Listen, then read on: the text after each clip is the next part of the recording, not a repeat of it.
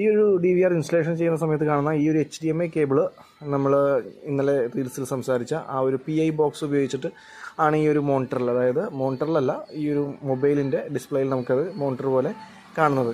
അപ്പോൾ ഇതിനകത്ത് നമ്മൾ ശ്രദ്ധിക്കേണ്ട ചില ഒരു ന്യൂനതകളെ കുറിച്ച് പറയാനായിട്ട് ഞാൻ ഈ റീൽ ചെയ്യുന്നത്. അപ്പോൾ അതിനകത്ത് നമ്മൾ ഡിസ്പ്ലേ വെക്കുമ്പോൾ ഈ ഒരു മൊബൈലല്ല, ആക്ച്വലി കുറച്ചും കൂടി ഒരു ടാബൊക്കെ ഉപയോഗിക്കുന്നത് എപ്പോഴും നല്ലതായിരിക്കും. കുറച്ചും കൂടി ഡിസ്പ്ലേ വലുതായിരിക്കും. ആ ഒരു QR കോഡൊക്കെ സ്കാൻ ചെയ്യുമ്പോൾ ആ ഒരു എളുപ്പം കിട്ടും. അപ്പോൾ ഇത് യൂസ്ഫുള്ളായിട്ടുള്ളൊരു ഒരു ഉപകരണം തന്നെയാണ് ഈ ഒരു PI ബോക്സ് എങ്കിലും, പക്ഷേ ആ ഒരു ഡിസ്പ്ലേ നമ്മൾ ചെയ്യുമ്പോൾ കുറച്ചും കൂടി വലുത് ഉപയോഗിക്കുക. ഈവൻ ലാപ്ടോപ്പിലും നമുക്കത് ഉപയോഗിക്കാൻ സാധിക്കും.